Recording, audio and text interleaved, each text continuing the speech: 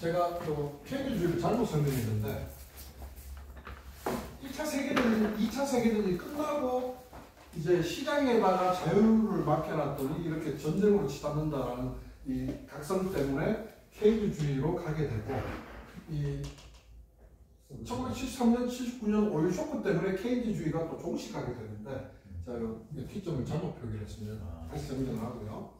프랑스 혁명 당시에 아이러니하게도 프랑스 혁명은 민중들이 그러니까 피지배 계층이 일으킨 시민혁명이다라고 우리 시민혁명이다라고 규정하지만 실제 내용은 그렇지가 않습니다. 실제 프랑스 혁명의 본질은 뭐냐면 부르주아와 시민연합의 승리였었습니다.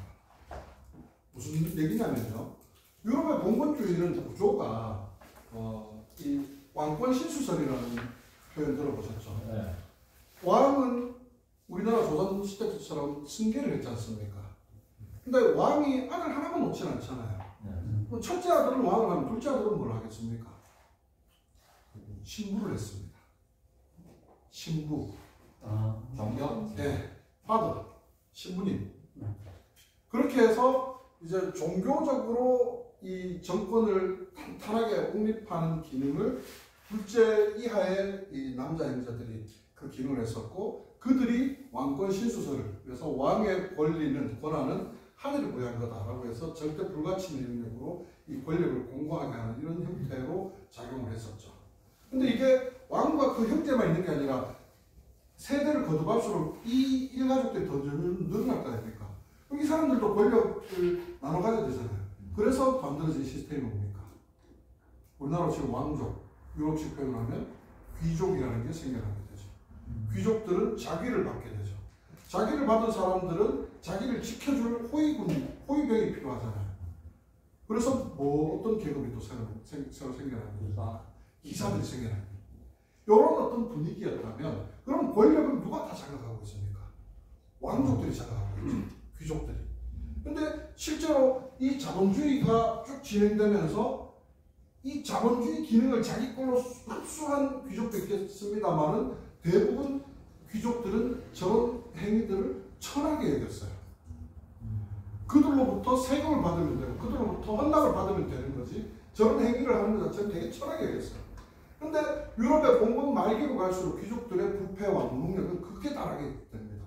우리 이 루이 16세 단두대에 처형됐다고 하는 그 와이프 마리 안투아네트가 저 사람들 왜 저렇게 시위를 해?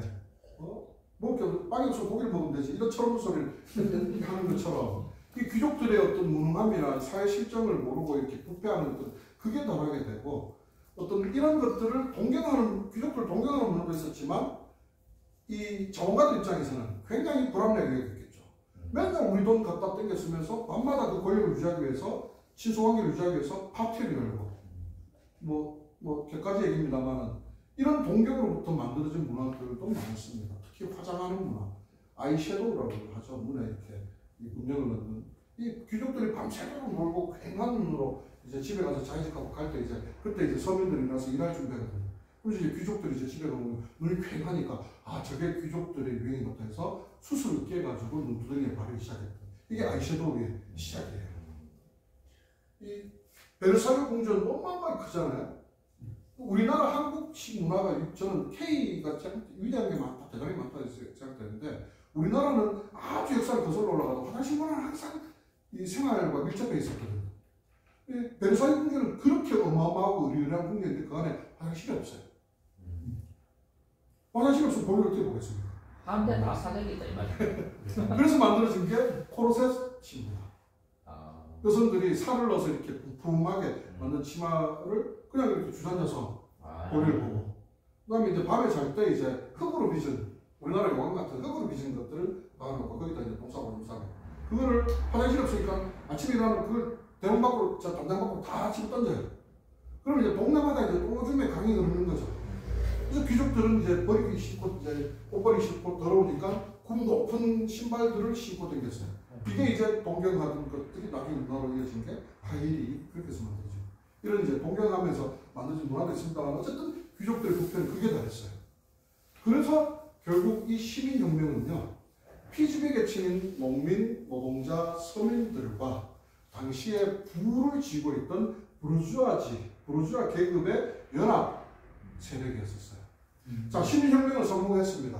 루이 16세는 처단됐고, 그래서 이제 3부회 그래가지고 막 이제 이 시민들을 대표하는 이런 사람들이 아주 초기 의회 형태를 띠기도 하고 했었는데, 이때 이제 초기 정당의 모습을 띈 집단들도 나타나게 됩니다. 서민들은 자코뱅이라고 하는 사원에서 이 혁명 세력들이 결집되면서 그 사원의 이름을 따서 자코뱅 당이라고 불렀었고, 지롱도 지방에 있는 부자들, 우리나라 치면 뭐 상업도시, 뭐 경기도 수도권이나 부산 정도 되겠죠. 거기서 이제 상인회 뭐 이런 것으로부터 출발했다고 해서 지롱도파 이렇게 불렀었어요. 자, 그랬는데 결국 혁명에 성공했지만 이 두 사람 두 집단 간의 이해관계를 일치할까요? 결국 일치하지 않겠죠. 부를 장악하고 있고, 부를 장악하고 있으니까 권력도 쥐고 싶고. 근데 시민혁명은 이제 이 꼬문을 만들고 싶었단 말이에요. 공동체 같은 어떤 권력이 민중에게 해체되는, 안 만든 거예요. 그러니까 이제 의회만 열어서 이 회의만 했다고 하면은 싸움이 벌어지는 겁니다. 근데 이때까지만 해도 합법적으로 그냥 사람을 죽이면 살인이 되지만 결투를 신청해서 상대가 응하면 이건 사람 죽여도 살인이 아니었어요. 또 결투를 신청했는데 응하지 않으면 거의 사회적으로 매장될 만큼 굉장히 비겁한 사람으로 낙인 찍혔었어요. 손수건이나 장갑 같은 걸 던지는 게 결투하자 이거거든요. 그러니까 막 싸우다가 장갑 던져보고 나와 이 새끼야 이런 식이 되고요. 죽어보고 이러니까 이게 의회가 유지가 안 되는 거죠. 그래서 이제 이 역사적인 그냥 이 분석 사례에 보면 펜스를 쳤다라는 어떤 기록도 있고 줄을 쳐서 건너가지 못했다. OX 퀴즈처럼 이렇게 표현하기도 하는데 자코뱅은 전부 다 왼쪽에 앉으세요. 의장석을 중심으로 왼쪽에 앉으세요. 지롱들은 전부 다 오른쪽으로 앉으세요. 자, 부를 진 사람들은 시스템을 그대로 유지하면서 그 권력을 자기 걸로 만들고 싶어 하겠죠. 부를 치고 있지 않은 시민 세력들은 시스템을 완전히 다 뜯어고치고 싶겠죠.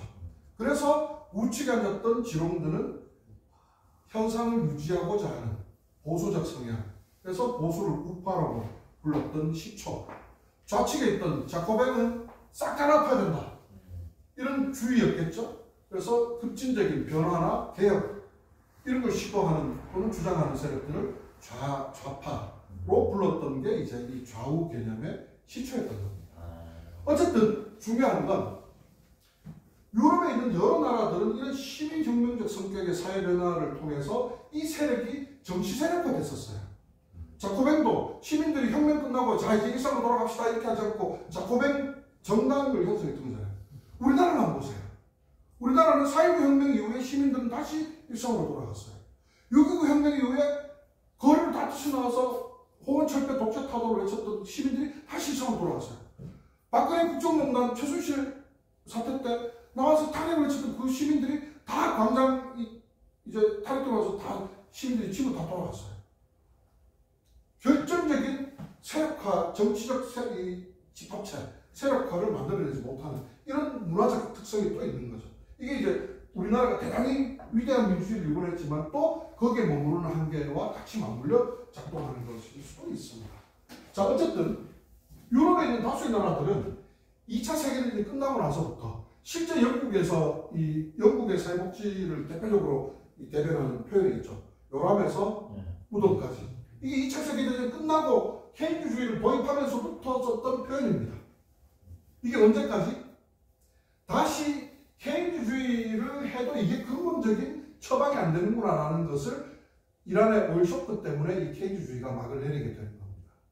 자, 케인주의가 막을 딱 내리게 되고 나서 1973년, 79년 오일 쇼크가 두 번 일어나잖아요. 1979년에 영국에서는 누가 정권을 잡냐면 많이들 아시는 마가렛 대처가 여성이 수상이 됩니다. 우리나라 치면 이제 내각제 총리인 거죠. 수상이 되는 거죠. 1980년도에 미국에서는 누가 대통령이 되느냐? 로널드 레이건이라는 사람이 대통령이 당선이 됩니다.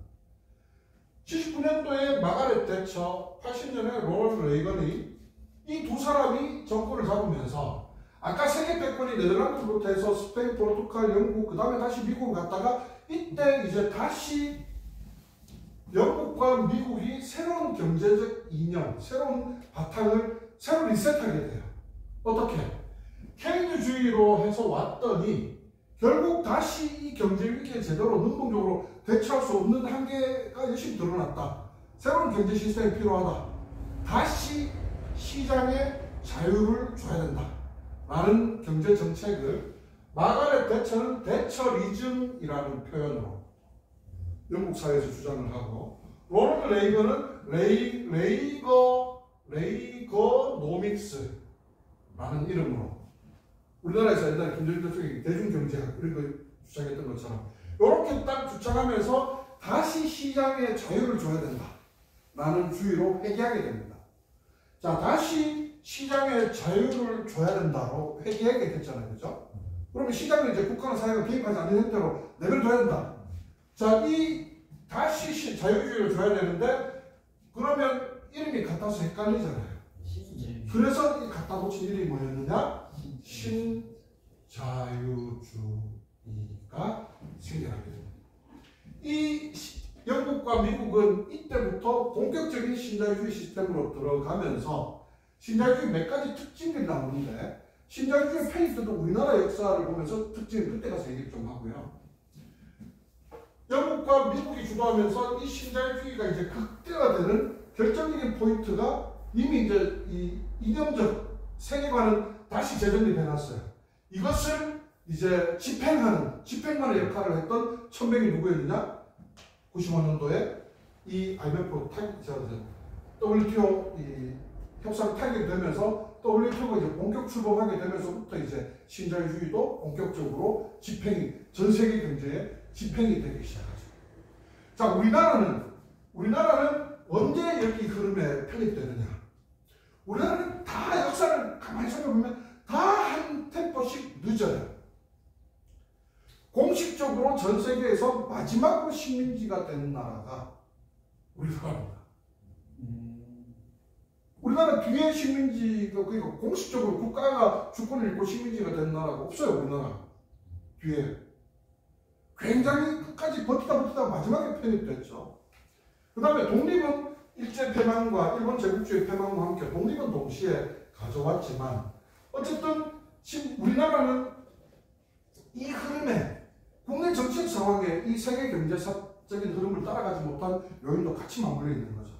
박정희라고 하는 18년간 군사 독재를 했던 이 양반이 실제로 전 세계가 케인즈주의로 복지국가 중심으로, 특히 유럽은 자본주의를 수정하기 위해서 사민주의라는 이름, 사회민주주의라는 이름으로 자본주의 시스템을 수정해 들어갈 때 우리나라는 어떤 상황이 있었습니까? 6.25 전쟁 이후에 아까 좌파 우파의 개념을 좌익으로, 용공으로 몰아서 반공 이데올로기 더 씌우는 이런 이념 전쟁이라고 하기에는 이념적 어떤 이 갈등 이런 것들로 지배체제를 더 공고하게 만들던 이런 사회였지 않습니까? 그런데 그렇게만 내버려 둘 수는 없죠. 왜냐하면 배고픔은 극복을 해야 되니까. 그래서 여러 가지 이 케인즈주의의 사회주의적 방식을 경제적으로 많이 도입합니다. 우리나라는 사회주의 그러면 뜨거 이렇게만 생각하시는데 절대 그렇지 않습니다. 언어학적으로 개념을 뒤집어 보면 좀 이해가 쉬워집니다. 여러분, 사회주의 반대말이 뭔지 아십니까? 이게 그냥 우리 조합원한테 그냥 피상적으로 딱 보면 사회주의 반대말은 뭡니까? 하면 자본주의 합니다. 민주주의일까요? 민주주의. 언어적으로, 국어적으로. 사회주의 반대말. 개인주의입니다. 여러분, 정말 심한 뜻이 담겨, 생각해보면 해볼수록 자본주의자들이 자유민주주의를 많이 외치잖아요. 왜 자유를 외칠까요? 사회주의는 왜 그 개인의 자유를 억압한다고 생각할까요? 살짝 반공 이데올로기에 왜곡되어 있는 거죠. 여러분, 이렇게 한번 생각해 봅시다. 돈 많으면 좋은 데 가서 치료받고 돈 없으면 치료 못 받아야 되는 게 자유주의자들 입장에서는 이게 당연한 거예요. 그럼 니도 진짜 돈 좀 벌지. 이래 이래 되는 거예요. 이 극도의 개인주의죠. 이 개인주의를 반대편에서 보면 정말 힘없고 어려운 사람이 극한상에 처했을 때 사회적 자산으로 그 사람들을 좀 도울 수 있는 이 시스템이 이게 사회주의인 거예요. 이념적으로 공산주의에 바탕을 두고 있는 게 사회주의가 아니라. 그래서 저는 단언컨대 지금까지 전 지구상에 제대로 된 사회주의가 구현된 국가는 단 한 개의 나라도 없습니다.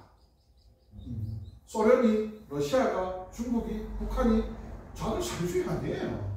국가 전체주의라고 봐야 됩니다. 쿠바가 어딘데, 쿠바? 예? 쿠바가 어딘가요? 쿠바도 좌파 독재, 물론 쿠바 혁명 이후에 그것을 이제 대단히 이제 어떤 사회혁명적 모델로서 이렇게 체게바라와 이 카스트로의 어떤 그런 혁명들을 칭송하는 것들은 많지만 사실은 좌파 독재죠. 그 안에서 민주주의는 상당히 짓눌리고 있는 요소들이 있거든요. 그 민주주의를 짓누르면서 국가적 시스템으로 뭐 예를 들면 뭐 국가에 소속된 쿠바에는 의사들이 다 공무원들이잖아요. 공공의료잖아요. 이런 것들을 강제해버리는 좌파 독재라고 봐야 되는 거죠. 그것들을 뭐 긍정적으로 볼 것이냐 부정적으로 볼 것이냐에 대한 문제는 조금 더 사회학적으로 좀 세밀하게 들여다봐야 될 필요는 있다고 생각을 합니다. 어쨌든 이런 개념이 사회주의와 개인주의 개념이라면 우리나라 국민의료보험 언제 들어왔습니까? 박정희 때. 박정희 때 도입된 제도지 않습니까? 아까 얘기한 것처럼 돈 없는 사람도 병원에 가서 국가의 재원은 국민들 세금이잖아요. 돈 많은 건 좀 더 내고 뭐 이런 식의 이게 사회적 개념인 거죠. 이런 것들이 다시 이제 자유주의로 돌아가게 되면 이제 개인적 조건에 따른 현실이 바뀌게 되는 거죠. 상황들이 조건이 바뀌게 되는 거죠. 자, 그것이 이제 특징으로 드러나게 되는데요. 이 신자유주의가 우리나라에서는 어떻게 접목되냐면 쭉 이제 문민정부가 처음 들어섰던 게 92년 선거지 않습니까? 노태우가 물러나고 92년 대선에 김영삼이가 물론 3당 통합을 통해서 이제 완벽하게 군사 정권이 척결됐다라고 할 수 없지만 어쨌든 이제 문민정부가 수십 년의 이제 군사 독재를 끝으로 들어서게 됩니다. 저는 김영삼이의 이 어떤 이것을 긍정적으로 볼 것이냐 부정적으로 볼 것이냐는 측면에서 여러 가지 의미 있는 조치들을 했다고 생각해요. 특히 우리가 잘 알고 있는 하나의 해체라든지 그 다음에 금융과도제를 해소하기 위해서 또는 투명한 거래를 위해서 금융실명제를 시행했다든지 옛날에 차명으로 통합을 강했다는 얘기지 않습니까? 이런 것들은 굉장히 의미가 있는데 김영삼이는 지가 임기 동안에 대통령을 하면서 가장 치적으로 남기고 싶었던 게 뭐였냐면 가장 자기 대통령 임기 중에 치적으로 남기고 싶었던 게 뭐냐면 요 시기쯤에서 가입하는 거였습니다. OECD가 뭡니까? 우리말로 하면 경제개발협력기구이지 않습니까? 쉽게 얘기하면 국제적으로 좀 나도 이제 먹고 살만하다 하는 나라들이 가입하는 이런 협력기구죠. 여기에 가입을 하고 싶었어요. 끊임없이 가입 신청을 했습니다.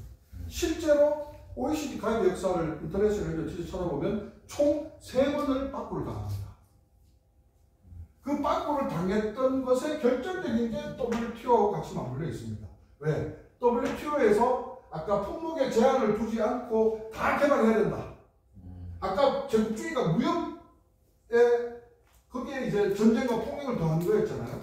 근데 이제 거기에 전쟁의 요소를 빼고 이제 품목에 제한 없는 이제 자유로운 이 무역을 해야 되는데 우리나라는 뭐가 걸립니까? 쌀이 문제였던 거죠. 그래서 쌀 때문에 이걸 기획하는 게 아니라 이 안에서 쌀이 왜 부각되는지 아까 그 설명을 다시 드리자면 이제 여기에서 자유롭게 이제 관세 장벽을 낮추고 자유롭게 이제 이 거래를 할 조건들은 선진국으로 여겼던 겁니다.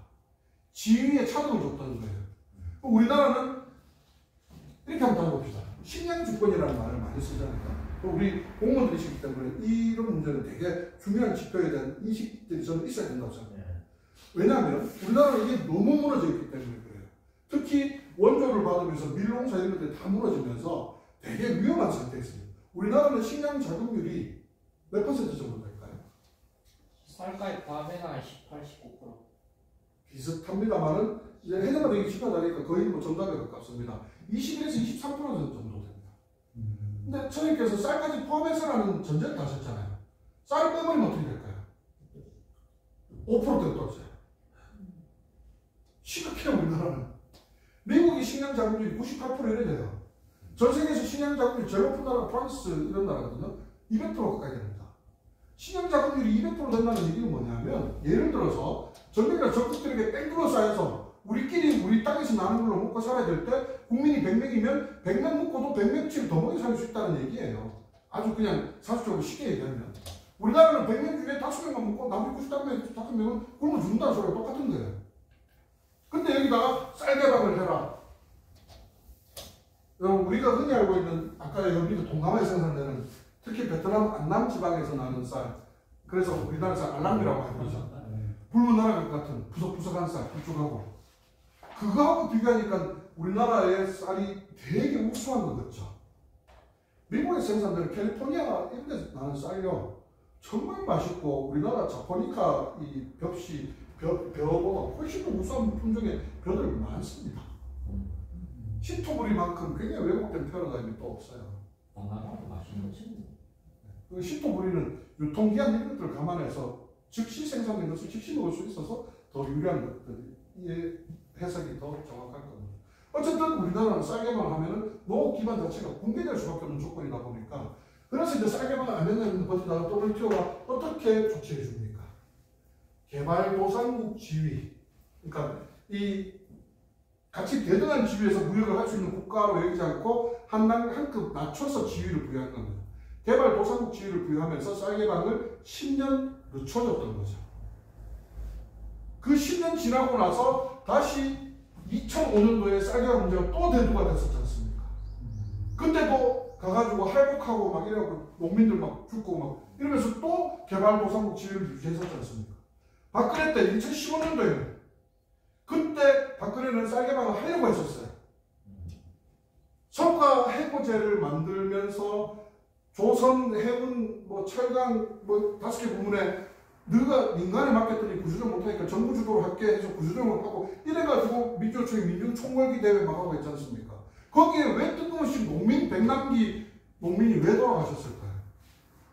그 총궐기의 내용 안에 쌀개방 재협상의 시기가 같이 맞물려 있어서 그 총궐기에는 노동은 노동의 의제로 농민의 의제로 같이 싸웠던 투쟁이었기 때문에 그래서 100만기 농민이 돌아가셨던 거예요. 대부분 사람들 거기서 농민이 왜 돌아가시지 뭐 이런 거 이해를 잘 못하는 분들 계십니다. 어쨌든 개발도상국 지위로 무역 이 장벽은 유지를 한 상태에서 OECD를 가입하려고 하니까 쟤네들이 쉽게 열어주겠습니까? 안 열어주겠죠. 3번이나 빠꾸를 당하고 3번 빠꾸 당하고 4번째 참가 신청 만에 조건부 승인을 받습니다. 김영삼 정부가. 그 조건부 승인의 내용이 뭐냐면요.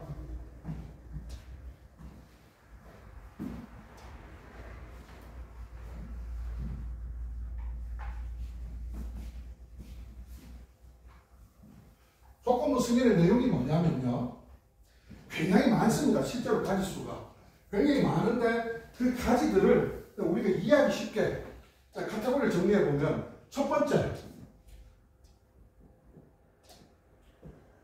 1995년도에 OECD 가입에 대한 조건 첫 번째가 공공부문의 구조조정이었습니다. 공공부문의 구조조정 말이 그냥 고상하게 저렇게 표현하지 사실은 공공부문의 민영화입니다. 더 정확하게 표현하면 공공부문의 사유화입니다.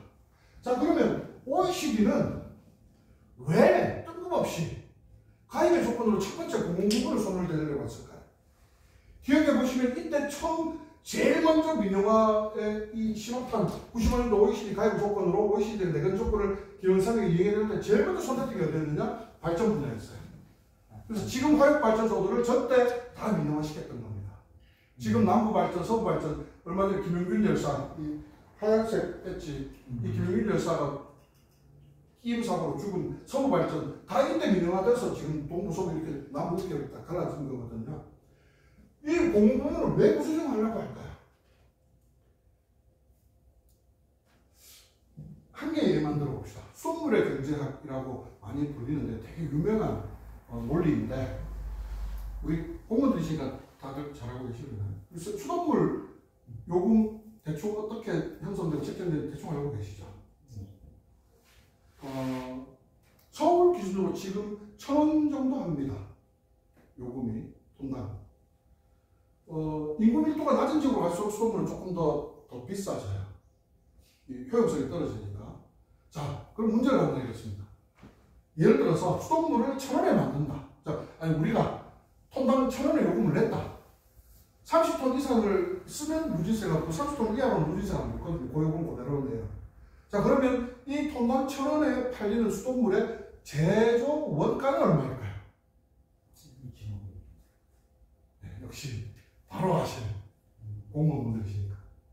일반 시민들, 일반 노동자에 가서 교육하면요, 당연히 상업적 논리로 1,000원에 파니까 제조가는 한 뭐 500원 정도 뭐 이렇게 얘기하시거든요. 실제 수돗물은 제조 원가의 3분의 2에서 그러니까 7할 또는 6할 정도의 가격에서 판매를 합니다. 자, 그러면 K워터 기존 예전에 이건 전부 다 민영화되면서 민영화 수순을 밟아 들어가면서 이제 이름만 전부 다 이런 식으로 이제 한국통신을 KT로 바꾸고 이런 것처럼 수자원공사를 지금 K워터로 바꿔놨잖아요, 이름을. 수자원공사가 미쳤습니까? 왜, 쉽게 얘기하면 왜 1,000원 주고 만든 수돗물을 700원 받고 팔까요? 뭐 때문일까요? 그럼 남는 게 없잖아요. 남는 게 있어야 또 개발도 하고 또 투자도 하고 해서 더 많이 만들어낼 텐데. 막 지자체 세수 떨어져서 뭐 수돗물 인상한다 해도 절대 이 비율을 뒤집는 지자체는 전국에 240지만 8개 자치구 중에 자치단체들은 한 군데도 없습니다. 이유가 뭘까요? 바로 그것이 공공재가 갖는 성격인 겁니다. 무슨 말이냐면 오늘 수돗물 사용 안 하고 이 자리에 계신 분 한 명이라도 계십니까? 당연히 없겠죠. 세수를 했든 뭘 했든 뭐 다 수돗물 사용했겠죠. 맞습니다. 그게 공공재의 성격입니다. 뚱뚱하든 홀쭉하든 남성이든 여성이든 나이가 많든 나이가 어리든 원민 누구에게라도 수돗물은 단 하루도 없으면 안 되는 필수 공공재이기 때문에 아까 얘기했던 사회적 개념으로 그걸 사회주의다라고 표현할 수 없겠지만 아까 얘기하려다 말했던 박정희는 그래서 그 제도를 도입하면서 반공 이데올로기를 더 단단하게 만들어야 되니까 이 사회주의 시스템들이 이렇게 못 들어오잖아요. 그래서 그때 썼던 표현이 수성자본주의 이런 거 많이 썼던 거 기억하실 거예요. 이 그런 뭐 사회주의 개념까지는 아니더라도 사회적으로 그래서 누구에게도 필요한 것이 수돗물이기 때문에 우리 사회가 그 사용에 대한 접근성을 보호하는 겁니다. 어떤 식으로? 비록 1,000원 주고 만들었지만 700원만 받거나 600원만 받는 식의 방법으로 돈이 많다고 해서 막 손에 끼고 돈이 없다고 해서 수돗물을 사쓰기 어렵고 이런 것을 최소화하기 위해서 만들어 놓은 시스템인 겁니다. 우리 사회에 비단 이런 수돗물뿐만 아니고 이런 형태로 작동하는 원리들이 굉장히 많이 있습니다. 이 안에도 지금 얼마나 많습니까? 전기 만드는 생산하는 거 훨씬 더 비싼데 공급가가 싸요. 또 뭐 있습니까?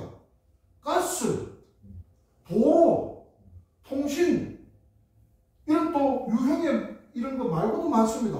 국방, 환경 등등등 이런 것들도 훨씬 더 많은 비용이 들어가지만 그것을 사실 우리가 그 제조원가 이상의 돈을 내고 국방 서비스를 받고 이런 거 아니지 않습니까? 이게 공공재의 특성이거든요. 그런데 한번 여러분 잘 뒤집어 보십시오. 이것을 이제 시장의 자유를 맡기고 시장의 자유를 주고 시장이 알아서 하도록 국가 사회가 이제 개입을 이제 하는 시스템이 돼버리면 자본의 시각으로 이걸 보면 어떻게 접근하게 될까요? 그래? 누구에게라도 하루라도 빠짐없이 다 필요한 거라고? 이렇게 생각하면은 자본은 어떻게 생각하느냐? 그럼 그거 우리가 독점하면 떼는 벌겠네? 이렇게 되는 거예요. 실제로 여러분 구미에 코롱 공장이 있지 않습니까? 2007년도였나 8년도였나 절반이 잘려나가서 다 해고되고 정리해고 추진하고 했었거든요. 그때 코롱 노동조합의 마지막 위원장이 구미에 있는 최대 동지가 마지막 위원장이었거든요. 그때 쟤네들이 있잖아요. 어떤 준비를 했냐면요. 코롱의 절반의 노동자들을 내쫓아내고 절반의 공장 설비를 뭘로 전환하려고 했었냐면 물공장으로 만들려고 했었어요. 물공장인데 무슨 물이냐? 이 수장공사가 수돗물을 만들어내지 않습니까? 우리가 집에서 수돗물을 마음껏 꼭지 틀어서 벌컥벌컥 이 정수기 물처럼 마시지 못하는 이유는 수돗물은 네트워크 산업이기 때문에 그렇습니다. 수돗물을 각 가정에 필요하다고 블루투스로 송실해 줄 수가 없잖아요. 관을 타고 가야 되잖아요. 지하에 내서되어 있는 이 관은 수시로 청소하고 닦고 할 수 없으니까 오염되기 쉽죠. 이 관 속에서 탁해지고 오염되거나 이런 어떤 신뢰도의 문제가 생기기 때문에 수돗물을 우리가 벌컥벌컥 못 마시는 거지. 실제로 정수장에서 만들어진 이거를 고도정수 처리라고 하는 고도정수 처리된 상태의 물은 시판되고 있는 생수보다 훨씬 더 순도도 높고 미네랄 함량도 월등히 높습니다. 저거는 여기에 착안했던 겁니다. 그래서 경상북도하고 어디가 제휴를 맺었냐면 호주에 이 본사가 있는 이 투기 자본인데요. 맥컬리라는 회사 이름 들어보셨습니까? 창업주가 맥컬리 사람 이름인데 맥컬리라는 자본이 있습니다. 맥컬리 한국지사와 경상북도가 제휴를 맺어가지고 구미 코롱 공장에다가 물공장 설비를 바꿔서 여기서 수돗물을 생수로 담아서 파는 산업을 준비를 했었습니다. 대구시가 경상북도가 아니고 대구시였죠. 그래서 출시도 했던 걸로 알고 있습니다. 맑은 샘물이라는 있잖아요. 맑은 샘물이라는 산업 보신 적 있습니까? 요게 수돗물 고도정수 처리된 것을 페트병으로 담아서 이 시판할 준비를 했던, 뭐 때문에 이 사업이 조작됐는지 모르겠습니다만, 그런데 있잖아요. 이 맥컬리 자본이 한국에 진출할 때 아까 얘기했던 것처럼 신자유주의는 품목의 제한을 두지 않기 때문에 마음껏 자본들이 넘나들 수 있는 환경 속에서 맥컬리 자본이 들어와서 우리나라에 물을 K-워터라고 하는 수자원공사, 국가공사가 운영하는 사업을 가지고 민간 사업화하려고 했던 겁니다. 이 시장을, 공공재를 자본의 논리에 맡기면 이런 일들이 벌어지는 거죠. 권력과 결탁하는 부패는 추가로 덤이죠. 물론 부패 따로 단연 줄 수 없겠습니다만 맥컬리 한국지사장이 누구였느냐. 포항에서 계속 국회의원 해먹다가 이명박이 찌그러지면서 부산저축은행 터질 때 아웃됐던 이상득이 큰아들이 맥컬리 한국지사의 지사장이었습니다. 이상득은 그러면 코롱하고 무슨 관계였을까요? 이상득이가 코롱의 명예회장이었습니다. 알고 있는 사람이 구미 시민도 잘 없어요. 1년에 코롱에 한 번도 출근 안 하는데 매달 코롱으로부터 그때 당시에 이 물공장을 바꾸고 할 때, 그때 2007년 8년, 그때 당시에 600에서 700 정도 월급을 매달 받았던 것으로 알고 있습니다. 이런 일들이 우리가 보지 못하는 그 이면에서 벌어지고 있는 거예요.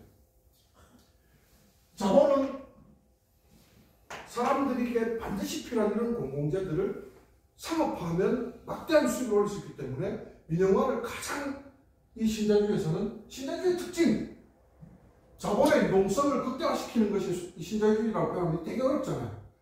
자본이, 자금이 어디든지 갈 수 있고, 봉이 김선달처럼, 예? 봉이 김선달이 아니죠. 누굽니까, 저 매점매서 했던 사람. 허생전. 허생전에 이 양반이, 집에서 이제 하도 돈 안 벌어온다고 바가지를 긁으니까 내가 돈을 벌 줄 몰라서 못 버는 줄 아느냐 하면서 이제 집을 뛰쳐나가서 부자 변씨를 찾아가죠. 변씨한테 돈을 빌리면서 몇 배로 갚아주겠다 약속을 하고 뭘 사드립니까? 말총을 사드리죠. 말총이 뭐의 재료가 됩니까? 간 만들 때. 그러니까 햇빛 쨍할 때는 이렇게 탱탱한데 비 맞으면 이 말총으로 만드니까 우죽우해지는 거예요. 그때도 우리 조상들이 이렇게 외쳤어요. 오 마이 갓! 이번에도 실패했죠.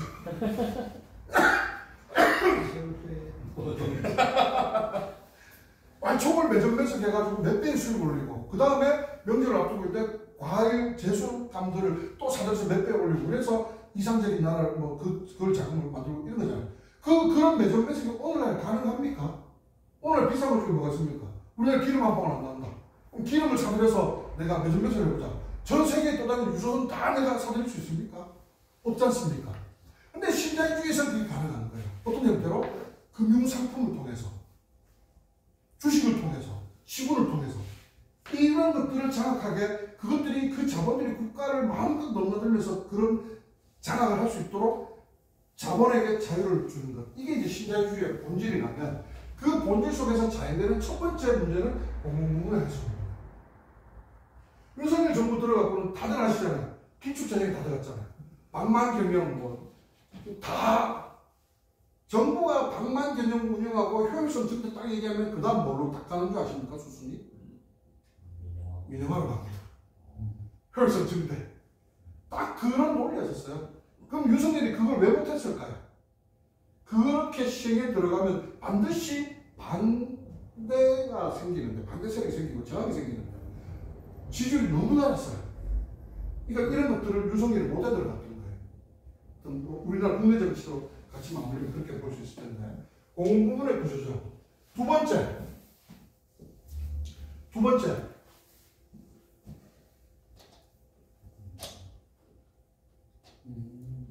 노동시장의 유연합니다. 노동시장의 유연화는 굳이 설명도 안 해도 알겠죠. 지난 우리 저거 할 때 제가 노동소득 분배율을 설명했었지 않습니까? 노동소득 분배율은 네가 더 먹냐 내가 더 먹냐, 즉 제로 썸메이션이란 말입니다. 우리가 흔히 제로섬 게임이라고 하는. 그렇기 때문에 자본의 이익을 극대화하기 위해서는 노동시장을 유연할 수밖에 없는 겁니다. 유럽에 있는 나라도 노동권이 굉장히 보호되어 있잖아요. 자국에서는 그러지 못하잖아요. 그러니까 지구 나라에서는 노동권을 아주 건강하게 잘 지키고 남의 나라 갖고는 별의별 짓 다 하는 겁니다. 경주에 관료를 만들고 있다 보이죠. 프랑스에서 그런 짓 할 수 있겠습니까? 못하잖아요. 한국에서는 그런 짓 하는 겁니다. 스페인에 있는 몬드라고는 사회적 기업, 협동조합 기업 엄청나게 잘 나가는 회사인데 부도가 났어요. 왜? 지구 나라에서는 협동조합을 운영하고 해외로 진출해서 다 주식회사를 운영했거든요. 이런 식인 겁니다. 노동시장 유연화는 굳이 설명 안 해도 될 테고요. 세 번째가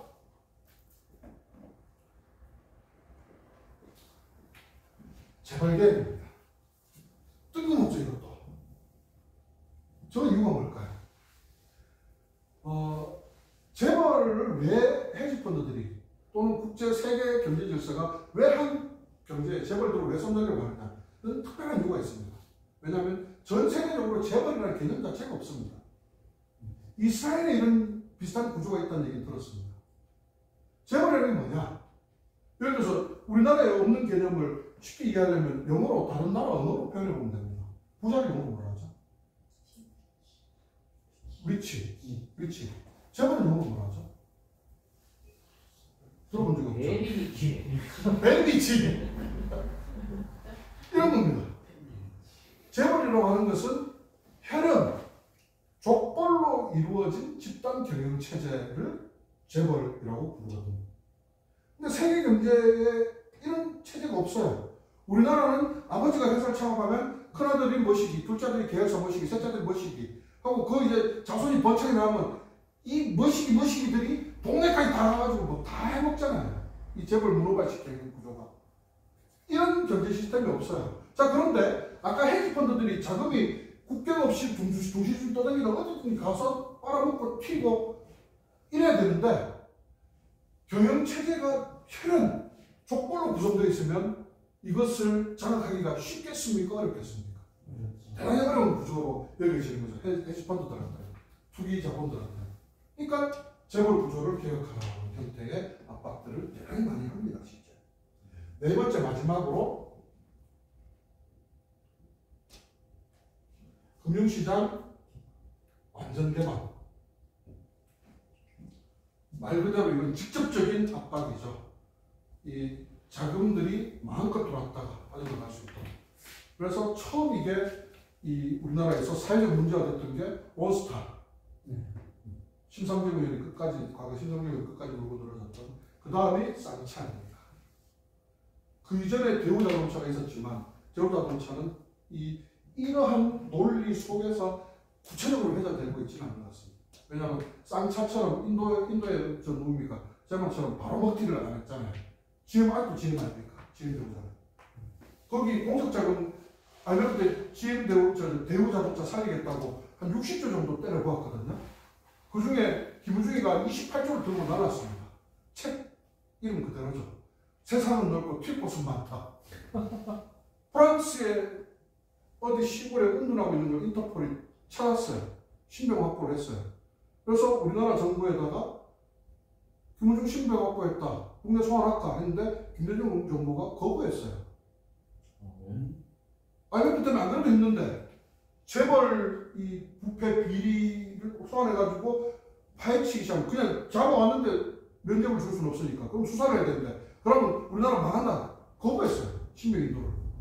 그래서 당시에 민주노총이 어떻게 했느냐. 김우중 체포단을 꾸렸어요. 우리가 잡으러 갈게 해가지고 돈 10,000원씩 내놓거든요. 10,000원 냈어요. 그때 체포단장이 했던 사람은 누구냐면 요 앞전에 금속노조 위원장이었던 김홍규 위원장이 울산에 그 양반이 그때 당시 체포단장이 잡으러 가고 근데 잡지는 못했어요. 실제. 어떤 이런 일들도 있었습니다. 어쨌든 금융시장 완전 개방까지 여러 가지 이 항목 요소들이 많은데 압축해서 그냥 우리가 이해하기 쉽게 정리하면 요런 정도인데요. 자, 95년도에 이 조건부 가입 승인을 받고 나서 바로 그러면 이 시스템에 맞춰서 착수를 해야 되겠죠? 김영삼 대통령이. 그래서 처음 아까 발전 분야부터 해서 쭉 이제 민영화에 들어가기 시작했다고 했지 않습니까? 노동시장 유연화를 등등등을 하기 위해서 이제 방해가 되는 요소들을 제거해야 되겠죠. 그래서 96년도에 법 개정을 추진합니다. 1996년도에 법 개정을 추진합니다.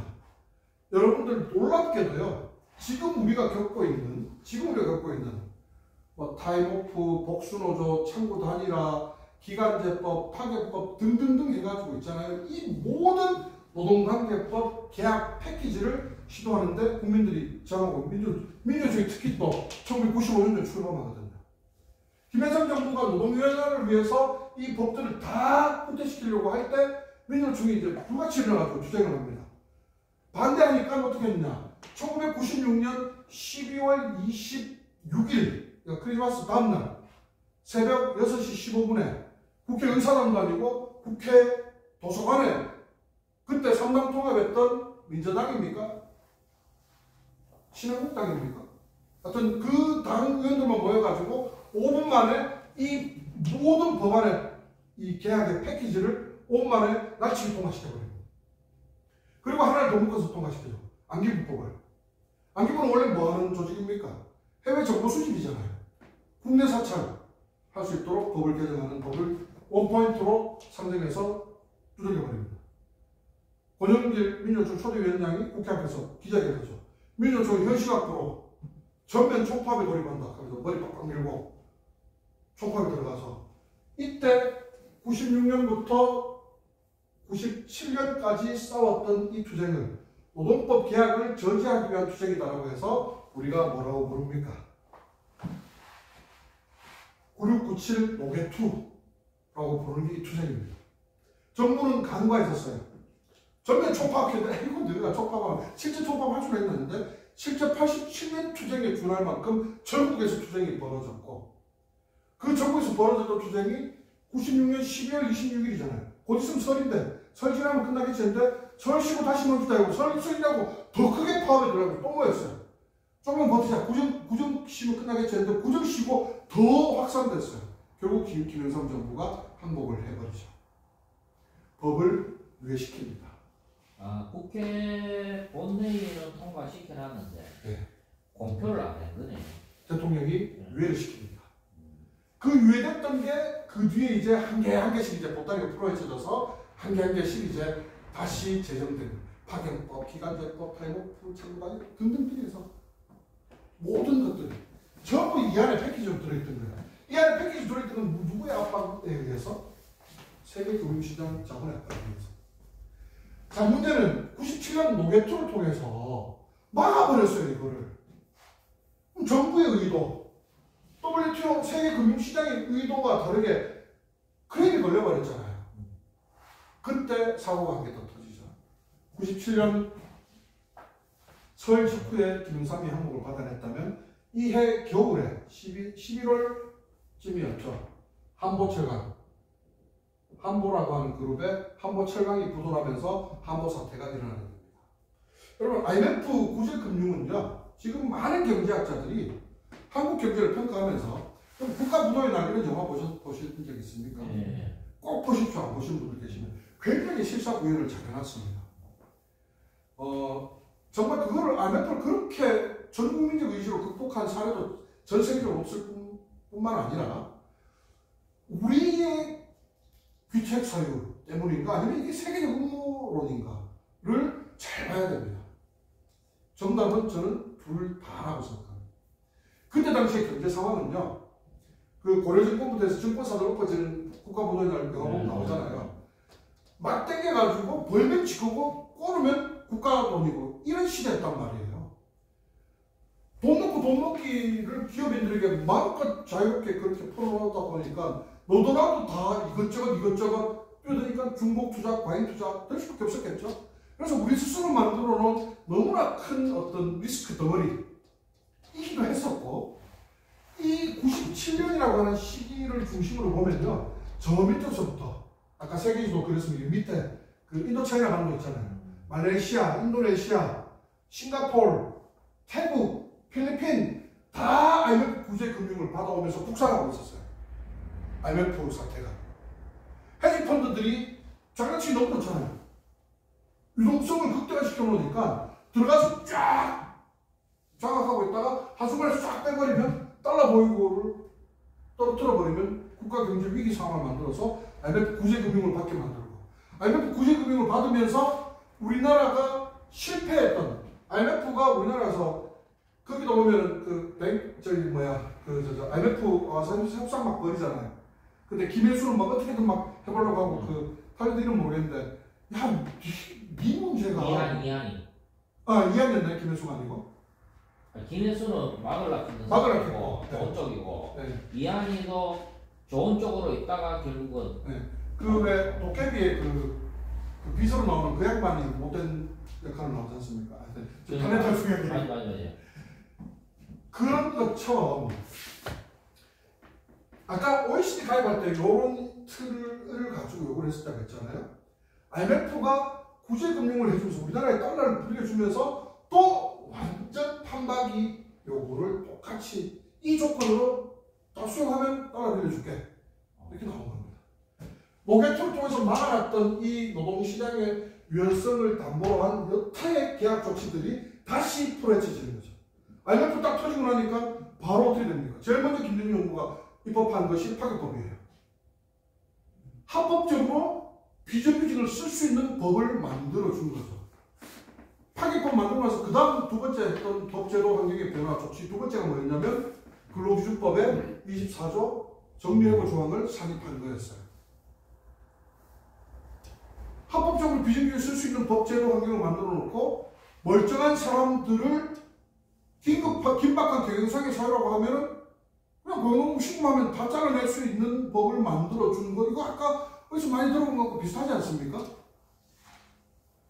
땅 가진 사람들이 거기에서 농사 짓도록 만들었던 사람들을 나는 이제 농사 짓고 양기를가에서 다 내쫓 가가지고 그 사람들을 강제로 공장에 들어가서 일하게 했던 영판 인클로즈 운동이 한국에서는 농사냐 공장냐만 차이였을 뿐, 그때만 해도 우리 한국 사회가 소시민들의 그냥 명예라고 하면 일하는 현장에서 정년 퇴임해가지고 퇴직금 받아서 풍족하진 않지만 그래도 넘버 꿀짝게 살면서 손주 결혼돈 보고 이게 우리 소시민들의 그냥 명예였다면, 이제 이 사회적 담론을 아예 이제 붕괴시켜버리고 50대 정리하고 40대 정리하고 해서 뭐 4호 정리하고 뭐 이런 것들이 막 신조어 만들어나면서 이제는 누구도 자신의 고용의 튼튼함, 건강함을 보장할 수 없는, 그렇게 하기 위해서는 끊임없이 엄청난 경쟁을 해야 되고, 이제부터는 노동자가 갑자기 뭐 엄청 많아지거나 이런 환경인데 고용 구조를 살짝 바꿔놔 버리니까, 비정규직이라고 하는 이 법제도 환경을 살짝 바꿔놔 버리니까 이제 스펙 쌓기 이제 정신없이 이제 막 함몰되더라는 이런 사회적 분위기로 바뀌어버린 괜찮습니다, 우리나라가.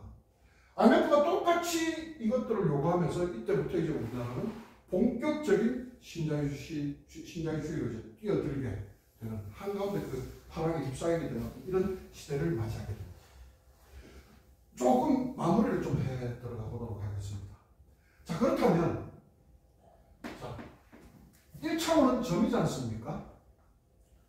점과 점을 쭉 이면 선이 되고 이게 2차원이지 않습니까? 선에다가 축을 세워서 입체가 되면 이게 3차원이지 않습니까? 여기에서 시간의 개념을 배제하면 이제 4차원이 되는 거거든요. 차원에 대한 개념은 이게 이제 정의인데요. 우리가 살아가는 어느 한 시대는 다 점일 겁니다. 누군가에게. 점점점, 사실 이 점들도 다 점들이 이어지니까 선이 되는 거죠. 저는 점들이 이어지는 선이 역사라고 생각하거든요. 역사는 근데 어떤 작용이 독립적으로 일어나는 케이스는 저는 없다고 생각합니다. 그것이 전쟁이든 경제든 정치든 서민들의 일상의 군사들의 삶이든 다 같이 아주 미세하거나 아주 거대한 톱니들로 물려있는 것이죠. 자본주의가 전쟁의 역사와 우리 1차 세계대전, 2차 세계대전 그런 그냥 전쟁으로만 기억하고 있는데 그게 자본주의 발달 속에서 필연적으로 발생된 톱니바퀴였다면 그것을 통해서 그 야망을 다른 형태로 형태 변화한 것이 무역체계, 가트에서 WTO로 이렇게 넘어왔다면 지금 우리가 살아가고 있는 이 신자유주의 흐름도 사실 그 수십 많은 톱니바퀴들과 연결되어 있는 거죠. 이 모든 톱니바퀴들을 통찰하는 시야를 갖지 않게 되면 대단히 왜곡된 세계관에 빠져들게 될 수밖에 없습니다. 통찰하는 시각과 함께 우리가 활동과 기초과정 우리 교재에서 봤던 것처럼 노동자인 나아가 노동자의 눈으로 그 통찰의 내용을 바라보는 관점. 저는 이게 대단히 중요하다고 생각합니다. 그렇다면 자 결론은 지금은 우리 점들을 살아가고 있지만 이 점들이 영원합니까? 자본주의 역사는 불과 200년 정도밖에 되지 않습니다. 그래서 그 200년에 한국말을 살아가는 사람은 그 시대를 살아가는 사람이지만 그 점들의 연속 속에서 지금 우리가 이 어느 끝자락쯤에 있다면 이 자본주의가 또 다른 형태 변화를 대단히 예고하고 있다고 저는 그렇게 판단합니다. 근데 이 흐름에 안타깝게도 한국이 마지막으로 식민지가 되고 신자유주의를 영국과 미국은 80년, 79년 이때부터 시작하고 주창했다면 한국은 그로부터 15년이 지난 후부터 신자유주의에 뛰어들게 됐지 않습니까? 뭐든지 한때는 있잖아요. 이 세계 경제가 또다시 신자유주의에서 다른 형태로 넘어가고 있는 이 흐름에도 한국은 대단히 둔감하게 작용하고 있어요. 한국의 고용시장은 여전히 정치 이념과 같이 맞물려서 민주노총 그러면 빨갱이, 노동자 권리 그러면 빨갱이 여기 다 머물러 있는 겁니다. 자 그러면 세계 경제는 지금 어디로 가고 있느냐? 세계 경제는 어디로 가고 있느냐? 첫 번째 주목할 일은 브렉시트입니다. 브리티시 엑시트라는 단어를 합성해서 브렉시트라고 표현하지 않습니까? EU 경제공동체를 왜 만들었습니까? 미국이라고 하는 경제 블록 한 개 국가지만 블록으로 봤을 때 너무 거대하잖아요. 이 미국이라는 블록을 상대할 수 있는 국가는 제가 볼 때는 세계 지금 경제 속에서 중국 정도밖에 없어요. 미국은 막 트럼프 오만방자하게 막 193% 관세 막 하는데 절대 중국 경제로부터 미국은 자유로울 수가 없습니다. 왜냐하면 어마어마하게 초강대국이지만 그만큼의 어마어마한 거의 이거는 산술적으로 이 집계가 불가능한 기하학적인 국가부채를 안고 있는 나라긴 하거든요. 그 국가부채의 60% 70%가 중국 자본이에요. 그러니까 미국이 중국과 대응할 수 있는 유일한 방법은 관세, 환율 이거 말고는 힘이 붙여요. 지금 아니 제가 한 70%라 그래가지고 중국 자본이 70 거기가 좀 이해가 안 돼서. 저도 책에서 본 어떤 데이터인데 G2 전쟁이라는 책을 소개해 드릴게요. 그러니까 G2 전쟁이라는 책이 있습니다. 그런 책들을 보면은 중국 자본에 얼마만큼 미국 경제가 의존하고 있는지 이런 것들에 대한 설명들이 좀 나오는데요. 하여튼 뭐 어쨌든 그런 개념으로 생각했습니다. 그 산술적인 수치 자체를 중요하게 보기보다 어쨌든 그런 상태에서 이 1대1의 국가 대 국가로서 대응할 수 있는 것은 중국 정도밖에 없다면 유럽은 왜 연합했습니까? 거기에서 대응하기 위한 자기들끼리의 경제 블록을 만든 거잖아요. 근데 그 경제 블록을 만들 때 경제 사조, 경제 시스템을 운영하던 경제 사조는 신자유주의였단 말이에요. 그런데 신자유주의는 처음 WTO가 출범하면서 신자유주의의 슬로건이 뭐였냐면 많이들 들어보셨을 겁니다. 이 표현을. 전 지구적 부의 창출. 신자유주의를 통해서 전 지구를, 그래서 기아와 가난에서 굶어 죽는 사람이 없도록 하겠다, 이런 슬로건을 막 내걸었었거든요. WTO 얘네들이. 그런데 실제는 어떻습니까? 여전히 굶어 죽는 아이들은 여전히 굶어 죽고 있죠. 이 신자유주의라고 하는 것이 결국은 인간을, 국가를, 사회를 윤택하게 하기보다는 자본의 배만 불린다라는 것에 대한 성찰, 혹은 성찰 수준까지는 아니더라도 반대 극부들이 만들어지고 있는 거예요. 특히 영국은 자국 이기주의로부터 시작해서 탈퇴하고 나서는 엄청나게 후회하는 여론도 많고 찬반이 많이 엇갈리거든요. 그런데 왜 탈퇴를 했냐에 탈퇴할 당시에 가장 중요한 담론은 이게 우리나라에 무슨 이득이 되느냐 했거든요. 이게 무슨 영국에 무슨 도움이 되느냐 했었단 말입니다. 자, 또 하나의 현상이 있죠. 트럼프. 저는 대표적인 현상이라고 생각합니다. 과거에는 어땠습니까? 케인즈주의에서 신자유주의 넘어올 때 모든 보호무역 체계를 다 거의 뭐 붕괴하다시피 다 없애고 마음껏 넘나들도록 자유롭게. 그래서 과거 자유주의 때는 그냥 국가가 방기하는 것이었다면 이제는 자본이 자유롭게 넘나드는 것을 국가가 오히려 더 확실하게 보장하는 형태로 국가가 더 개입을 했어요. 국제 질서 속에서. 자, 그랬던 역할 속에 신자유주의를 이끌었던 천병이 누구였습니까? 견인차는 누구였습니까? 영국과 미국이었잖아요. 미국에 지금 트럼프가 대중들이 열광했던 그 선거 때문에, 지금 이제 지지율이 많이 요동치고 있긴 합니다만은, 선거 때 트럼프가 뭘로 당선됐죠? 포스트 아메리카 있지 않습니까? 세계 경제 전 지구적 부의 창출을 모르겠다. 그게 뭔 상관이고, 미국 국민들이 당장 배고픈데, 자국 이익 우선, 미국민 이익 우선, 이거 외쳐서 당선된 사람 아닙니까? 정말 근데 논리로 보면 이율배반적이죠. 왜? 트럼프는 공화당 기반이거든요. 미국은 크게, 미국 양당체이지 않습니까? 그러니까 이제 투기자본들, 그러니까 월가 자본에 기반하고 있는 것이 민주당이라면 이 군수자본에 기반하고 있는 게 공화당이에요. 공화당 후보인 트럼프가, 그러니까 상대적으로 얘기하면 보수냐 진보냐, 뭐 진보까지는 아니더라도 좌우 개념은 상대적인 겁니다. 제가 아무리 좌파여도 저보다 더 급진적이 나타나면 그 사람이 저를 흡합니다.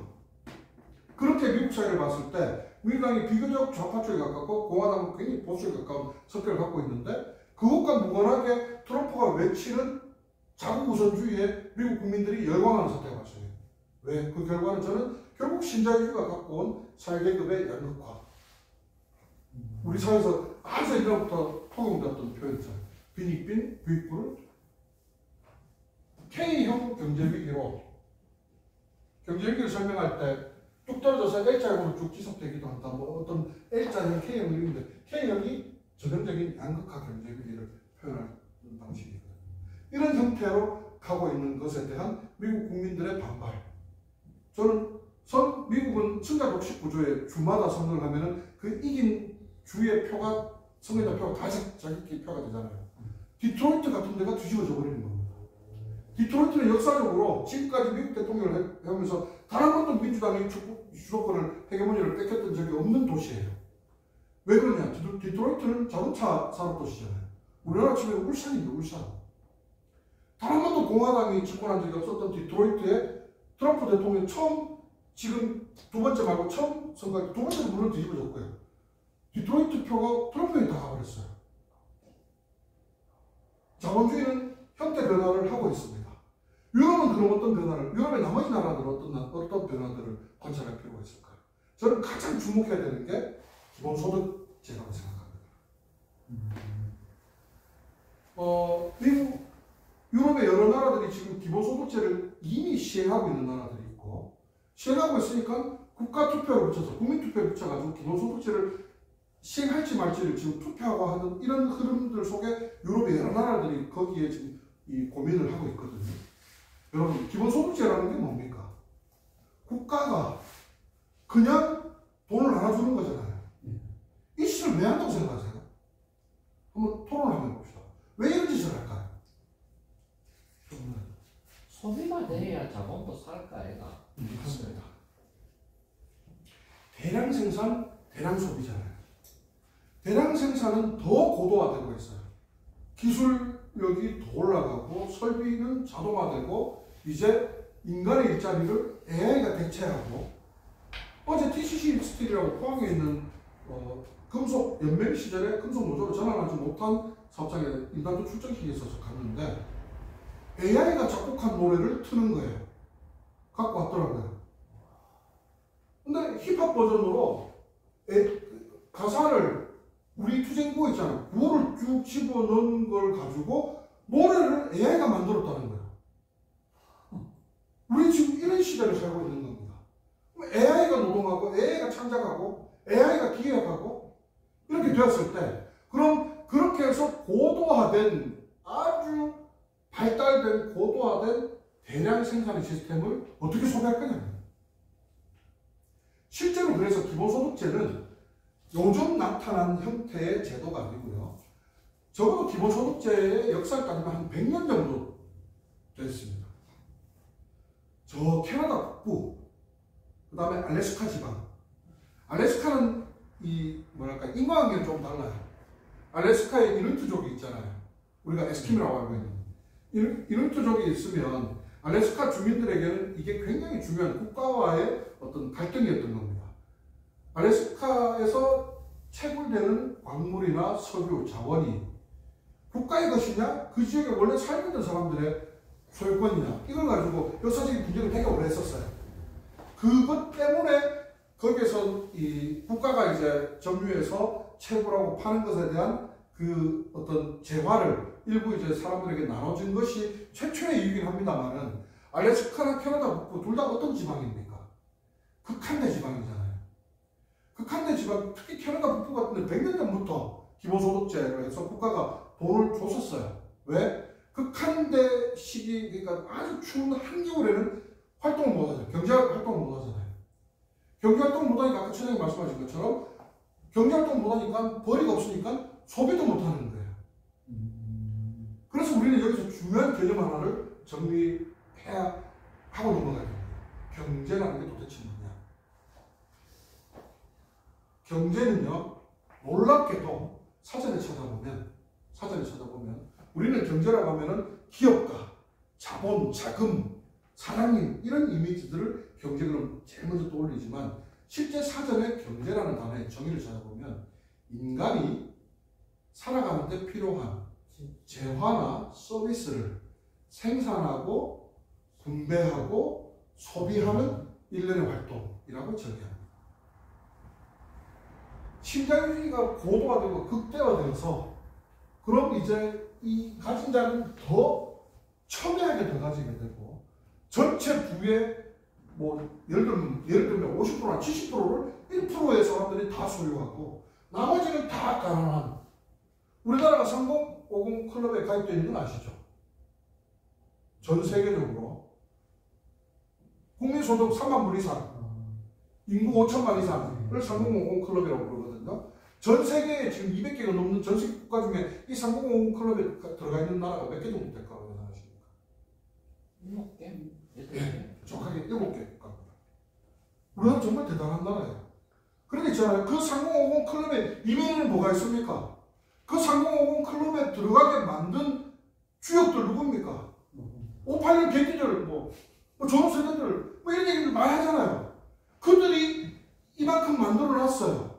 근데 우리 경제를 이렇게 만들어 놓은 그분들이 지금 요새 뭐하고 다니시죠? 다 박수 주고 계세요. 라이언스 클럽, 로타리 클럽, 어디 지자체도 그런 데 있더만요. 연말연시에 어르신들에게 선물 드린다면 리아카 선물하고 리아카 선물 박스 더 열심히 주라는 겁니다. 결국 신자유주의가 가져온 인류의 어떤 보편적인 삶의 군상은 극도로 양극화되어 있는 이 상황 속에서 실제 자본주의의 대량 생산을 어떻게 소비할 것인가에 대한 자본은 이미 다음 네오 자본주의를 고민하고 있는 거라고 저는 생각합니다. 그것을 보지 못하고 오늘 속에서 치열하게 하루하루를 살아가지만 진보는 앞서가서 변화를, 혁신을 추구할 수 있고 그것을 주장해야 되고 그것을 견인하는 것이 진보인데 우리는 사실 노동의 의지 안에서는 우리가 여전히 약자고 피해자니까 외치고 있는데 이 모든 것을 다 종합한 종합 선물 세트 안에서는 어찌 보면 우리는 대단히 보수적일 수도 있는 겁니다. 시대 흐름을 제대로 보지 못하고 이미 2000년대 초반에 아큐파이 투쟁이 이래가지고 뉴욕 맨하튼 월가에 전 세계의 반자본주의자들이 모여서 천막 치고 농성하고 경찰들이 후쳐내면 또 밀고 들어와서 또 맨하탄 거리를 점령하고 이런 투쟁들이 전 세계적으로 벌어지고 있는 이 와중에 우리는 아직 이런 것들에 대한 어떤 담론조차도 갖고 있지 못하는 거죠. 그래서 저는 세계는 분명히 변화하고 있다. 자본주의도 또 형태 변화를 하고 있다. 이 현재까지 우리가 산업자본주의가 이제 정보자본주의 무슨 자본주의 하다가 결국 금융자본주의에 첨예된 이 시기까지 오는 점점 속에서 이 점들이 지금은 파랗게 막 찍혀 있는데 어느 시기에 녹색 점들이 나타나서 이것이 같이 섞였던 것이 어느 시기부터는 녹색점으로 가는 이 과도기를 살고 있는 우리들이 이 역사를 지금의 경제를 지금의 사회를 어떤 시각으로 볼 것인가에 대한 고민을 같이 던지고 싶습니다. 자본주의는 분명히 변화하고 있고 이 변화는 속에서 이 변화를 가장 빠르게 캐치하고 준비하고 그것을 대중들과 함께 조직해 가는 것 저는 이것이 노동 진영이 해야 될 역할이라고 생각하는 거죠. 그래서 저는 분명히 변하고 있는 이 흐름 속에서 아까 그것이 기본소득의 형태든 아니면 신자유주의의 다른 형태의 변화든 그 속에서 인간의 삶, 사람의 존엄 이런 것들을 어떻게 보편적 가치로 또 바뀌는 시대 속에서 만들어낼 것인가 이런 것들을 같이 고민한다면 역사를 통찰하는 시야 속에서 인류가 또는 우리가 대한사회로 나가는 방향의 어떤 방향을 가지고 뭔가를 열심히 하는데 무엇을 위해서 열심히 달리긴 했는데 어디를 향해서 라고 하는 그것을 설정하는데 도움이 되지 않을까 하는 내용으로 오늘 강의까지 진행하겠습니다. 그거 한 10분만 좀 해주시면 좋을 것 같은데 저희가 지금 5분 토요일날 우리 공무원이 이제 25,000대요. 공무원, 교사, 교원, 경찰, 지켜 공무원 몇 명이 다 해가 25,000대인데 공무원 노조에서 그랬던 게 이제 공무원의 정치기본권, 노동기본권이나 그걸 다 아우르는 개념이 사회 대개혁이라는 민주노총의 슬로건을 담고 있거든요. 네. 민주노총이 이제 사회 대개혁이라는 것은 아까 이제 좌파 우파 프랑스의 유래를 들면서 급진적으로 현체제 시스템을 다 갈아엎고 만들어 보자는 게 이제 사회 대개혁이 담고 있는 그 포함되어 있다고 보거든요. 조금 조금씩 바꿔가는 이 불평등 양극 체제를 극복하지 못하니 체제 자체를 바꿔내자는 게 사회 대개혁의 근본들이 이제 갖고 있는 그것인 줄 알거든요. 자, 그러면 이제 선언적인 의미로 자꾸 우리가 거칠 것인지 갖고 와가 목소리만 외친다 그게 바뀌어지냐는 그 경험도 없잖아요. 아까 말씀하셨다시피 4.12 이후에 135 돌아갔었고 또 했을 때 이제 이후에 또 135 돌아갔어. 박근혜 또 135 돌아갔었고 이것도 또 매나 그래 갈 것 같으면 계속 우리 노동자 계급은 기득권 속에서 세계 흐름이 됐든 한국 사회의 흐름이 됐든 그거는 편성해가 그때그때 불만이나 불편함을 외치는 속에서 그냥 쭉 가는 거 아닌가 좀 그런 이제 조금 그런 안타깝다 뭐 없나 이런 생각이 드는 거예요. 질문이 어떻게 잘 못하겠는데 그거 좀 짧게 좀 해주시면 안 될까요? 그 의견에 대해서 저는 물론 현대 사회가 과거에 우리가 얘기했던 혁명처럼 혁명할 때 혁자가 무슨 혁자인 줄 아십니까 혹시? 그거 가죽 혁자입니다. 저는 혁명이라는 단어에 혁자를 쓰는 이유가 되게 심오하다고 생각하는데 동물을 하나 잡아서 가죽을 만들기까지 굉장히 어떤 많은 공정도 필요하지만 이게 공업적으로 공정이라고 표현하지만 생각적으로 보면은 그걸 죽여야 되고 피를 봐야 되고 피를 흘려야 되고 그걸 또 잘 말려야 되고 이런 어떤 과정을 보면은 아 이게 이 사회의 혁명이라는 것이 동물을 하나 잡아서 어떤 우리가 필요한 어떤 굿즈를 만드는 과정과 대단히 유사한 측면이 있구나 이런 저는 언어의 심오함 이런 것도 좀 느끼고 하는데요. 현대 사회가 과거에 우리가 얘기했던 혁명처럼 막 피를 봐야 되고 막 이런 어떤 그런 형태의 혁명보다는 혁명에 준하는 혁명적 전기를 만드는 것이 대단히 중요하다라고 저는 그렇게 생각합니다. 이것을 교육이라기보다 그냥 토론이나 제 주관을 말씀드립니다. 그럼 우리 사회에서 과거에는 기치가 있었다고 저는 봅니다. 노동운동 진영이 기치가 있었어요. 뭐 다른 말로 하면 슬로건 이런 거. 그거 하나만 딱 외치면 그냥 가슴이 왠지 뭉클해지고 막 사회가 주먹이 불끈 쥐어지고 이런 거.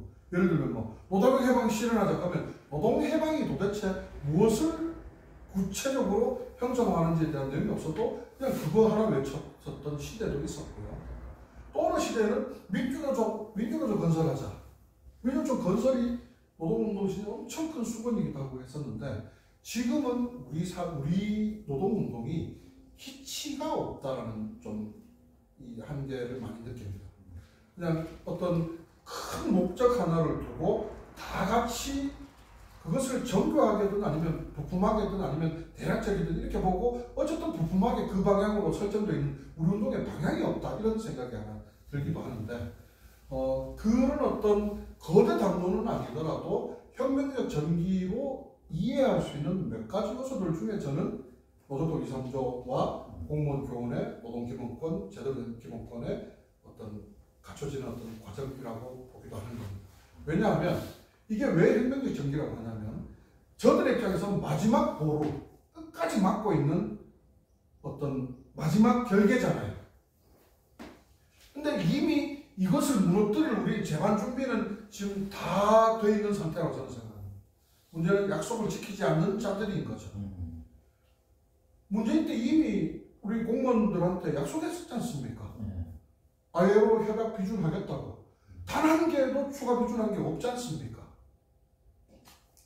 저는 그래서 이게 아까 어떤 사회 상호작용이 맞물려 있는 어떤 톱니라고 한다면 그것이 큰 톱니, 작은 톱니, 수백 개 그런 톱니가 맞물려 들어간다고 한다면 아까 유럽 사회는 혁명적 전기 이후에 정치적으로 결사체가 남았고 그것이 정당이든 정치 세력이든 그것이 남았고 한국 사회는 그것이 해체된 것을 사회 구조의 어떤 처음에 출발은 요만큼 달라도 이렇게 다른 형체가 되듯이 그럼 다시 돌아가서 어디서부터 그런 차이가 벌어졌을까를 봤을 때 저는 그런 정치적 결집에 대한 문제라고 본다면 다시 우리 노동자들이 노동자 독자 정치 세력화를 위한 이런 단문들을 만들어가는 것이 필요하다 이런 주장도 되게 많이 하죠.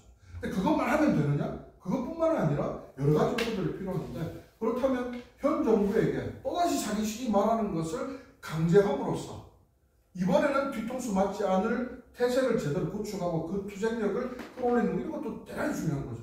왜냐하면 진짜 실제로 피를 보고 하는 어떤 혁명은 아니더라도 혁명적 전기를 만드는 데서의 굉장히 큰 고리가 공무원과 교원들의 노동기본권 확보, 그 다음에 지금 플랫폼이 됐든 특수교육이 됐든 사용자의 정의를 확대함으로써 그 사용자 책임성을 더 명확하게 확대된 개념으로 적용할 수 있는 노동법 2, 3조의 개정, 이것이 지금 현재 노동 전체를 곰게 만드는 가장 중요한 요소이고 그럼 이것을 바꿔내는 것이 혁명의 전기가 될 수도 있다.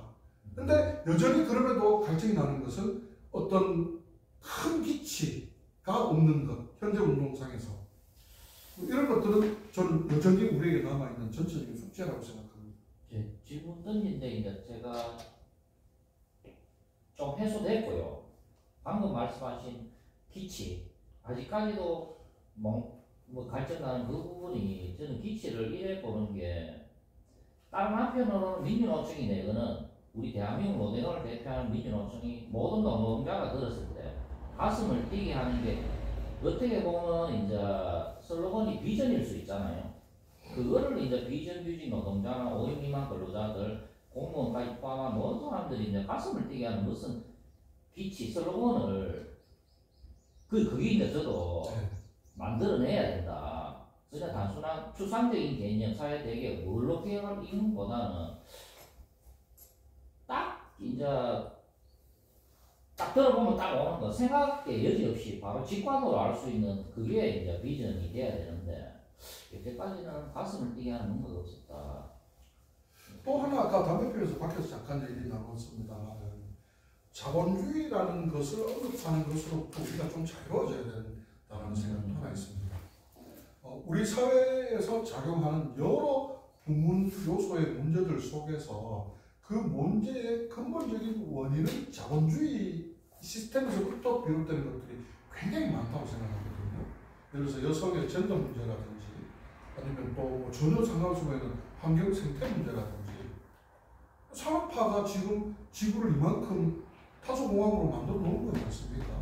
그래놓고 그걸 통해서 이제 엄청난 부와 재화를 형성해서 헤게모니를 지닌 나라들이 이제 니들은 하지마라고 규제해들어 갖고 있는 거지 않습니까? 자본주의의 폭력이거든요.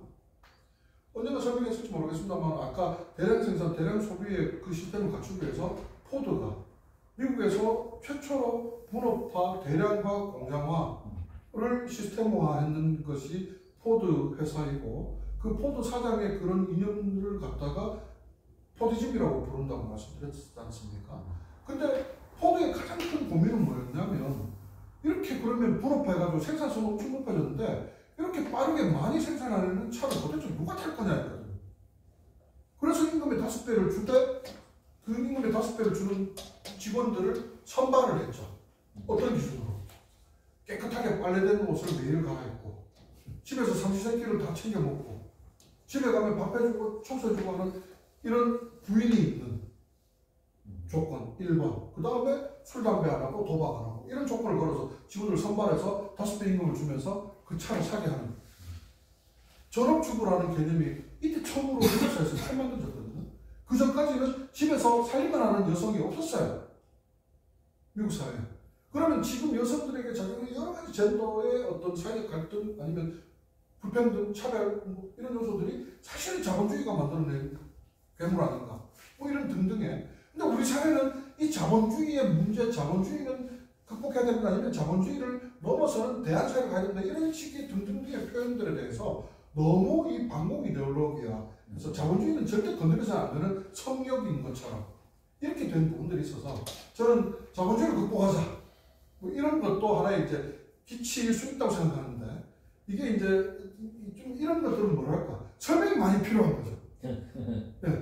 그냥 그것만 하나 구로 외치면 뭐 왠지 아까 얘기했던 뭐 주먹이 불 꺼져지고 가슴이 막 뜨거워지면서 눈시울이 붉어지고 이런 게 없는 거예요 지금 우리에게는. 근데 이걸 뭐 인위적으로 만들어낼 수는 없겠습니다만 어쨌든 큰 방향의 그런 어떤 기치 우리가 무엇을 향해 어디로 나갈 것인가 이것을 좀 어떤 그런 어떤 담론을 만들어내는 건 매우 중요하다고 생각되고요.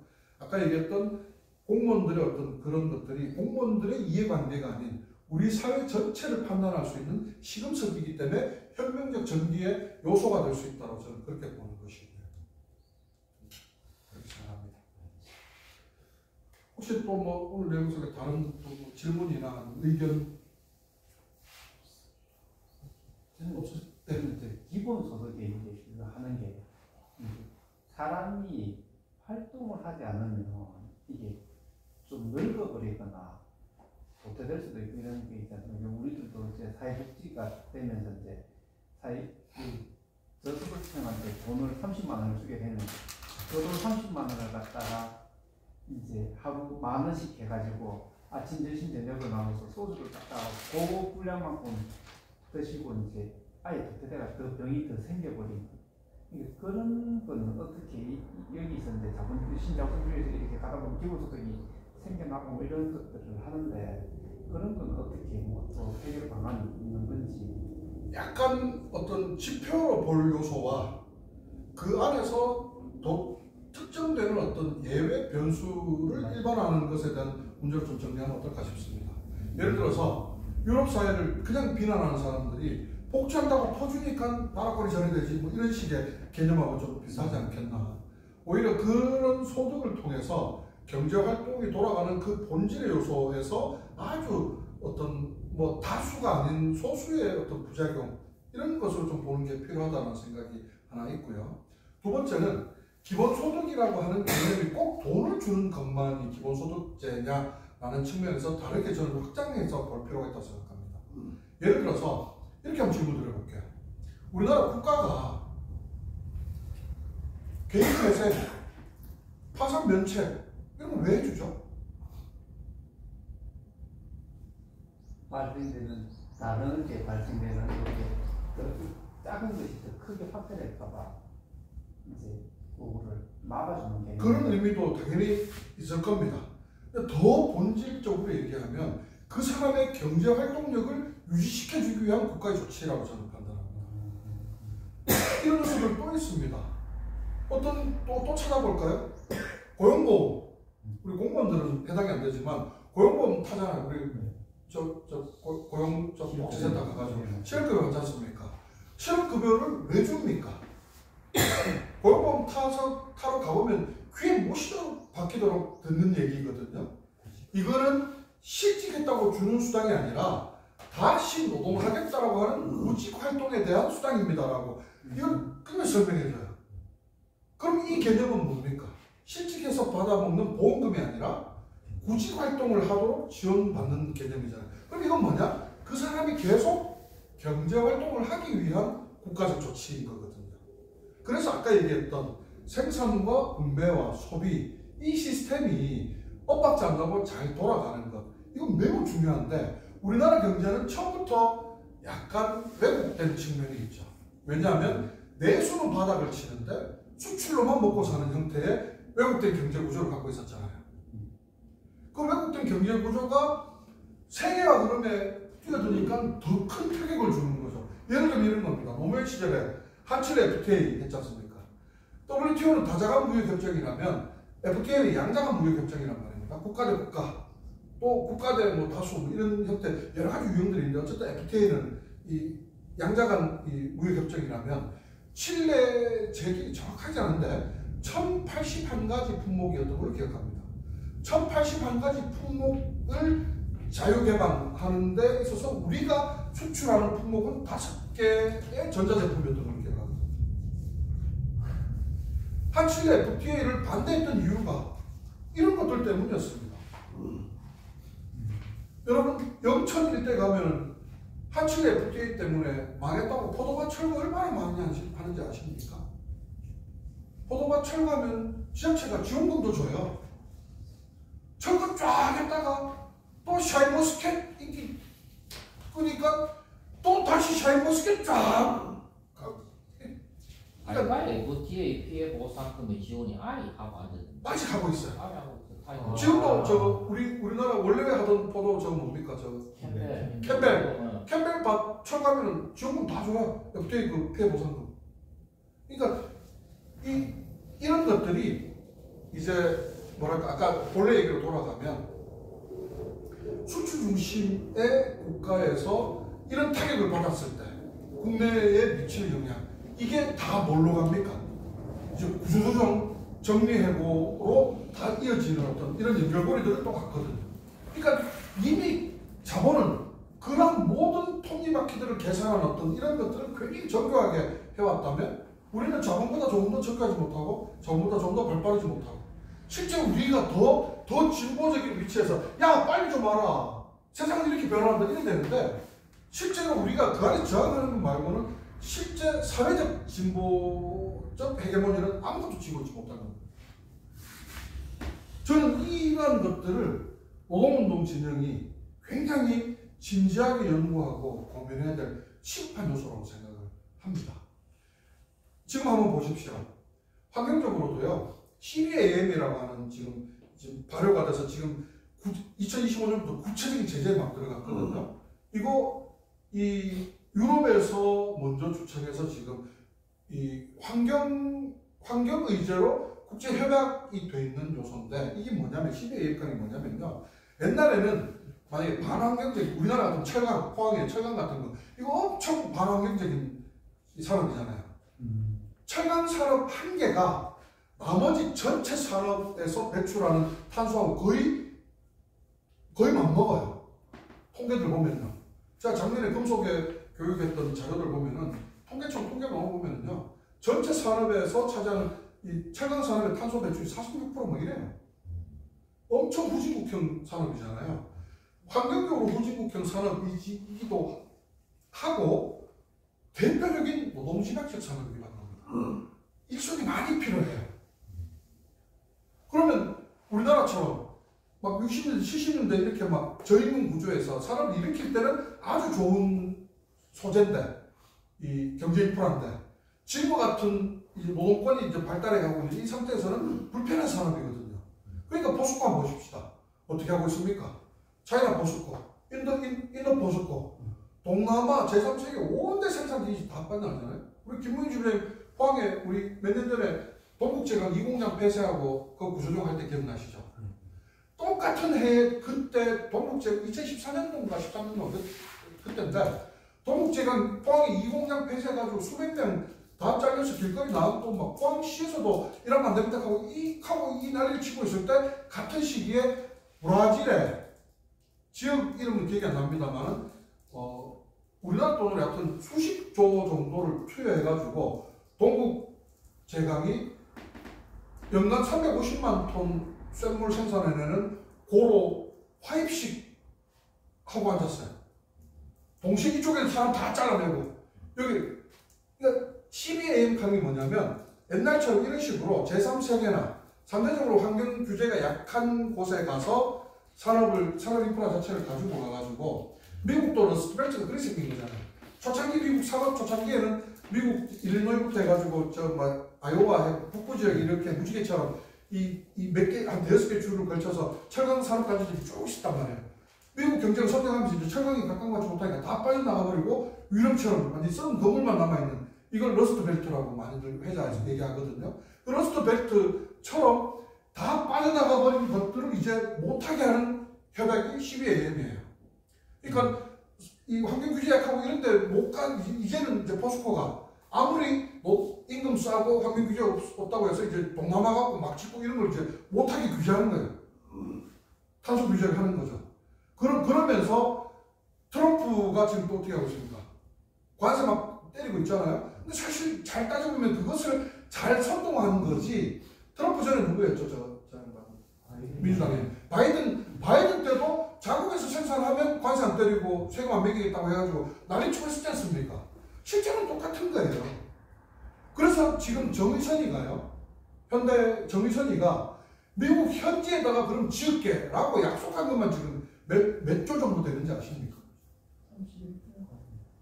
70조 이상일 겁니다. 네. 철강 회사 짓겠다고 했죠. 전기자동차 짓겠다고 했죠. 이제는 다 현지에 가서 지어야 되는 이런 역회계 현상이 벌어지고 있는 거예요.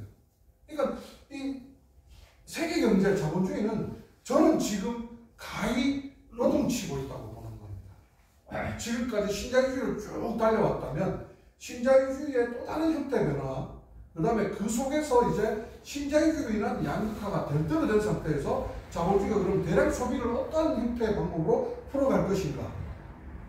그렇다면 그 속에서 자본의 이윤을 유지하기 위해서 그 해법을 찾는다면 우리는 인간의 존엄성을 사람이 사람답게 살아가기 위한 범주 안에서 해법을 찾아가야 되는, 답은 비슷하더라도 과정은 완전히 달라야 되는 이런 숙제를 하나씩 부여받겠죠.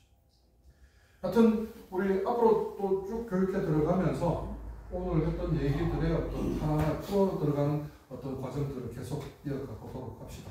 오늘 하여튼 장시간 고생하셨습니다.